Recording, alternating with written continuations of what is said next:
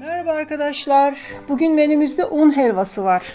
Bildiğiniz gibi un helvası da bizim mutfağımızın vazgeçilmez lezzetlerinden biridir.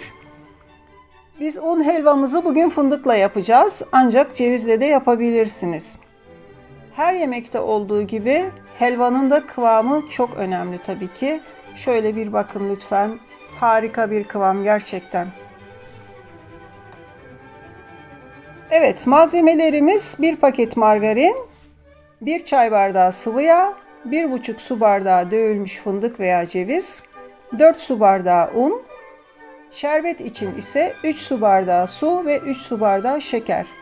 Bu tarif annemizin tarifi, yıllardır kullanıyoruz. Şimdi artık videosunu çekmeye karar verdik. Harika bir tarif kesinlikle. Evet, tarifte söylediğim gibi 3 su bardağı şekeri bir tencereye alıp üzerine 3 su bardağı su ekliyoruz. Ben sıcak su ekledim. Soğuk su da ekleyebilirsiniz. Fark etmez.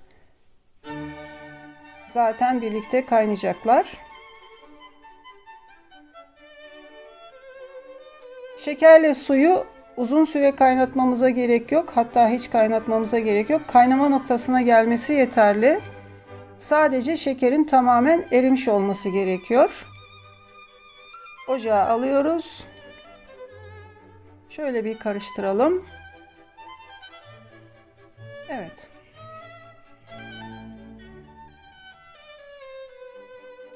Bu arada geniş bir tavada margarini eritmeye başlıyorum.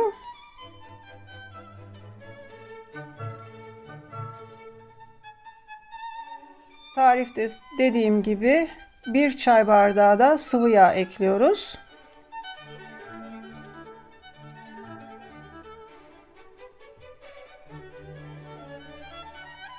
Margarin eriyince unumuzu ekliyoruz. Ve hemen karıştırmaya başlıyoruz. Çok önemli. Aksi takdirde parçacıklar oluşacaktır. Sürekli karıştırmamız gerekiyor helvayı.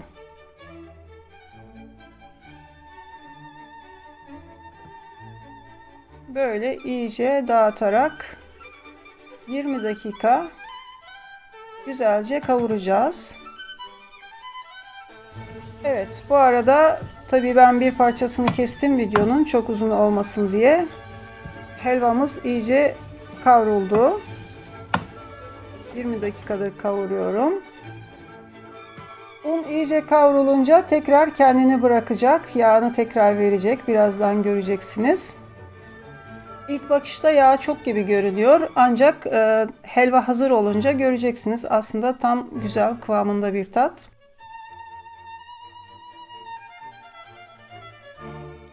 Bu arada fındığını da ekledim. Fındıkla birlikte de 10 dakika kavurmaya devam ediyoruz. Karıştırmayı asla bırakmayalım. Fındık da kavrulunca çok güzel kavrulmuş bir tat alıyor.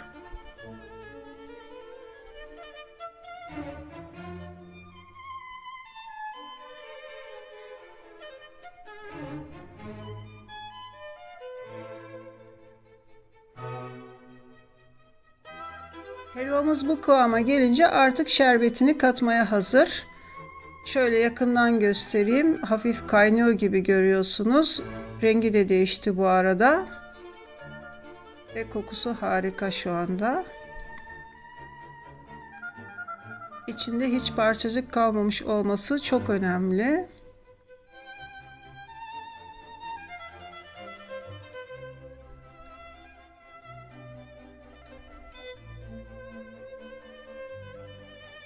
Helvaya şerbetini katarken dikkat etmemiz gerekiyor. Hem helvanın kendisi çok sıcak şu anda hem de şerbeti sıcak olarak katacağız. Bakın helvamız tekrar sıvı hale geldi. Dediğim gibi un artık pişme noktasına gelince tekrar kendini bırakıyor. Yağını tekrar veriyor. Bu kıvamını kaybetmememiz lazım suyunu katınca. Evet, yavaş yavaş katıyoruz şerbeti. Dikkat edin, çok sıcak ikisi birlikte ve karıştırmaya devam ediyoruz mutlaka. Çünkü şu aşamada parçacıkların oluşması çok hızlı oluyor. Sürekli karıştıralım.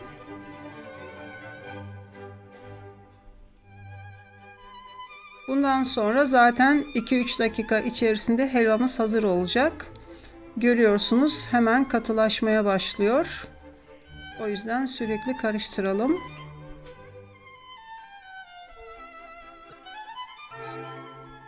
Büyük bir tahta kaşık işinizi kolaylaştırır bu karıştırma işinde.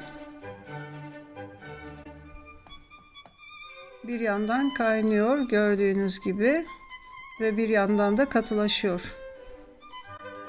Şu kıvamda artık ocağı kapayabiliriz. Evet, helvamız hazır. Ocağı kapadım ben. Helvamızı hemen sıcak sıcak servis kabına alıyoruz. Yumuşak olarak aldığımız zaman şekil vermemiz daha kolay olur. Gördüğünüz gibi harika bir kıvam. Kokusu da nefis.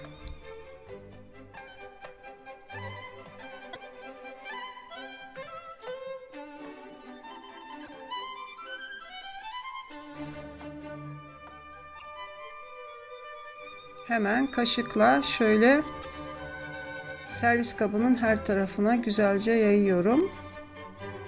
Yumuşacık. Kıvamı da, rengi de, tadı da çok harika oldu.